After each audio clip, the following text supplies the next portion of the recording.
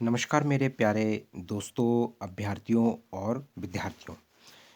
आज हम लोग चर्चा करेंगे क्या एक शिक्षक को बीएलओ, एसआईआर और जो जो भी इलेक्शन होते हैं, इन सभी जगह एक शिक्षक को क्या जॉब बच्चों को शिक्षा देने के कार्य के साथ-साथ इस कार्य पर भी उनकी ड्यूटी लगानी चाहिए? क्या ये शिक्षकों की रिस्पॉन्सिबिलिटी है? इन सभी बातों पे दोस्तों आज हम चर्चा करेंगे।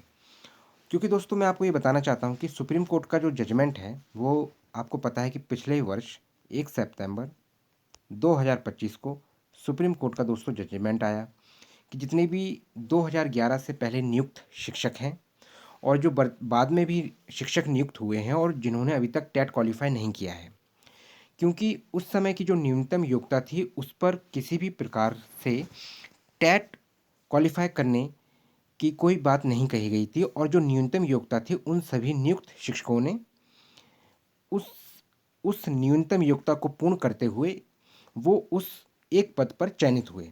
लेकिन पिछले वर्ष सितंबर में सुप्रीम कोर्ट का एक जजमेंट आया जिस कारण से अब जो भी शिक्षक विदाउट टेट जो कार्यरत हैं विद्यालयों में और जो बच्चों को शिक्षा देने का कार्य कर रहे हैं, उन सभी पर अब क्या है दोस्तों, स्वयं से सेवानिवृत्ति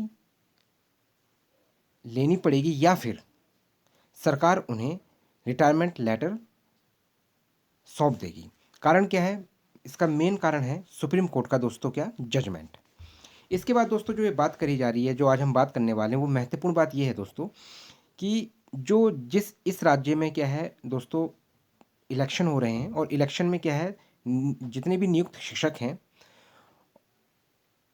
उन सभी की क्या है दोस्तों, जैसे ड्यूटी लगाई जा रही है और उस ड्यूटी लगाने का जो ठीक है उस वो जो रिस्पॉन्सिबिलिटी है, लेकिन उस रिस्पॉन्सिबिलिटी को भी दोस्तों शिक्षक क्या है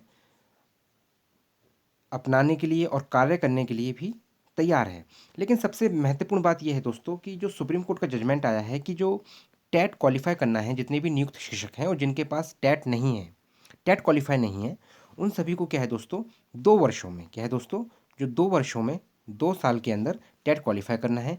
लेकिन जो चुनाव हो रहे हैं वो क्या है दोस्तों उसी तिथि पर पड़े हैं जिस तिथि पर सीटेट अपना एग्ज़ाम कंडक्ट कराने वाला है। तो इसी बात पे हम दोस्तों चर्चा करेंगे।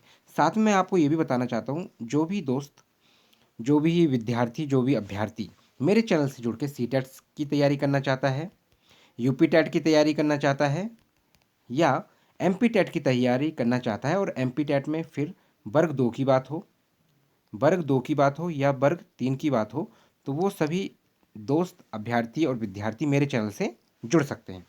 तो हम इस सेशन में को दोस्तों हम आगे बढ़ाते हैं और समझते हैं। तो जो दोस्तों महत्वपूर्ण बात है, ड्यूटी करें या परीक्षा दें, महाराष्ट्र चुनाव और टेट की तारीखों में टकराव से शिक्षकों की बड़ी मुसीबत। क्योंकि दोस्तों क्या है कि एक तो सुप्रीम कोर्ट का जो जजमेंट है वो स्पष्ट करता है कि अगर आपको जो आप बच्चों को शिक्षा देने का कार्य कर रहे हैं उसमें नियमित रूप से अगर आप कार्य करना चाहते हैं तो आपको क्या है दोस्तों 2 वर्ष के अंदर टेट क्वालिफाई करना होगा, टेट और सी टेट। क्योंकि दोस्तों इसमें महत्वपूर्ण बात ये भी है लेकिन कि जिस राज्य में अगर टेट के साथ सी टेट भी मान्य है तब तो आप टेट या सी टेट में से किसी कोई भी एक आप पात्रता परीक्षा क्वालिफाई कर लें, चाहे वो टेट की बात हो चाहे सी टेट की बात हो तो ठीक है। अन्यथा अगर सी टेट उस राज्य में मान्य नहीं है तो आपको उस राज्य का टेट क्वालिफाई करना होगा। इसके बाद दोस्तों क्या है, जो महाराष्ट्र चुनाव हो रहा है उसमें क्या है, जो 7 फ़ैब को भी क्या है दोस्तों सी टेट का एग्ज़ाम है और महाराष्ट्र चुनाव भी क्या है दोस्तों 7 तारीख को कंडक्ट होने जा रहा है। ये क्या है इसको हम आगे समझेंगे पूरी बात को। इस वजह से दोस्तों क्या है, थोड़ा शिक्षकों में और जो महाराष्ट्र सरकार जो चुनाव कराने वाली है, थोड़ा क्या है जो शिक्षकों के अंदर क्या है, एक चुनौती का जो एक कंडीशन बन चुकी है दोस्तों कि अगर वो अगर इस ड्यूटी पे जाते हैं जो उन्होंने रिस्पॉन्सिबिलिटी निभाना है, क्योंकि वो शिक्षक जैसे वो रिस्पॉन्सिबिलिटी दी गई है सरकार के द्वारा, तो फिर क्या है दोस्तों जो सुप्रीम कोर्ट का जजमेंट है ये क्या है दोस्तों, इस बात पे फिर क्या है दोस्तों सरकार को भी इस सुप्रीम कोर्ट के जजमेंट को समझना चाहिए। आगे समझते हैं। महाराष्ट्र जिला परिषद चुनाव और सीटेट परीक्षा दोनों की तारीख 7 फरवरी 2026 है।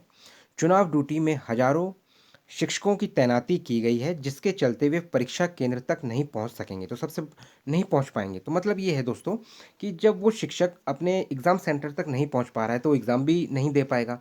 जब वो एग्ज़ाम दे नहीं पाएगा तो वो क्या है दोस्तों, सीटेट भी क्वालिफाई नहीं कर पाएगा।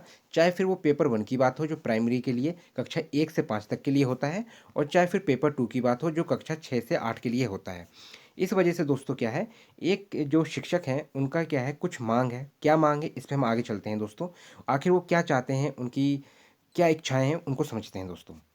क्योंकि दोस्तों जो सुप्रीम कोर्ट का जजमेंट दे दिया है तो शिक्षक भी समझ रहे हैं, चलो कोई बात नहीं, अब मेहनत करेंगे, टेट क्वालिफाई करेंगे। क्योंकि महाराष्ट्र भी क्या है दोस्तों, सभी राज्यों में से पहले क्या है दोस्तों, जो महाराष्ट्र गवर्नमेंट है वहाँ से क्या है दोस्तों, जो कुछ महाराष्ट्र राज्य ने क्या है दोस्तों स्पष्ट कर दिया है कि अगर आपको प्रमोशन चाहिए और और बच्चों को शिक्षा देने के कार्य में अगर आप नियमित रूप से कार्यरत रहना चाहते हैं तो आपको टेट क्वालिफाई करना होगा। ये क्या है दोस्तों, भारत के सभी राज्यों में से सबसे पहले महाराष्ट्र सरकार का ये कदम बढ़ाया है, जो कि सुप्रीम कोर्ट के जजमेंट को उन्होंने सबसे पहले माना है, आप ये भी कह सकते हैं दोस्तों। महाराष्ट्र में जिला परिषद और पंचायत चुनावों की नई तारीखों के कारण हजारों शिक्षकों के सामने एक बड़ा संकट खड़ा हो गया है। दरअसल जिस दिन शिक्षकों की सीटेट परीक्षा निर्धारित है, ठीक उसी दिन राज्यों में चुनाव के लिए मतदान भी होना है। ठीक है ना दोस्तों, तो सबसे बड़ा मुद्दा ये है कि उसी दिन क्या है दोस्तों, राज्य में जो चुनाव हो रहे हैं उसी दिन क्या है, जो चुनाव का मतदान है उसी दिन होगा, और उसी दिन क्या है सीटेट का भी एग्ज़ाम है दोस्तों। आगे अगर हम बात करें तो महाराष्ट्र जिला परिषद चुनाव और सीटेट परीक्षा दोनों की तारीख 7 फरवरी 2026 है। चुनाव ड्यूटी में हजारों शिक्षकों की तैनाती की गई है, जिसके चलते वे परीक्षा केंद्र तक नहीं पहुंच पाएंगे। शिक्षकों के लिए यह परीक्षा समय सीमा के भीतर पास करना अनिवार्य है। जो मैंने आपको बताया दोस्तों क्या है कि 2 वर्ष के अंदर सीटेट या टेट क्वालिफाई करना अनिवार्य है, अन्यथा आप शिक्षकों को अपनी इच्छा से सेवानिवृत्ति लेनी होगी या फिर सरकार स्वयं उन्हें रिटायरमेंट पत्र सौंप देंगे। ऐसे में चुनाव और परीक्षा एक ही दिन होने से शिक्षकों के अंदर दोस्तों क्या है, असमंजस में है। मतलब एक भ्रम की स्थिति बन गई है कि आखिर क्या करें, क्योंकि शिक्षकों के पास दोस्तों क्या है कि बहुत सारा बर्डन हो चुका है, आप ये कह सकते हैं। क्योंकि क्योंकि दोस्तों क्या है, बच्चों को शिक्षा देने का कार्य करना है, फिर एसआईआर जैसे यूपी में चल रहा है आपको पता है, वो भी क्या है शिक्षकों को, और जो चलता है जैसे जो भी जिन राज्यों में एसआईआर चल रहा है उधर भी क्या है दोस्तों, शिक्षकों को ये कार्य सौंपा गया है। इसके बाद बीएलओ भी है, तो उसको भी क्या है, जैसे जो शिक्षक हैं उन्हीं को क्या है ये कार्य सौंपा गया है। चुनाव में दोस्तों क्या है, जो मतदान के लिए ड्यूटी लगाई जा रही है, जो भी मतदान करने आएंगे तो स्पष्ट रूप और सही से ईमानदारी के साथ ये मतदान हो सके, इसमें भी क्या है दोस्तों, शिक्षकों की ही नियुक्ति की गई है।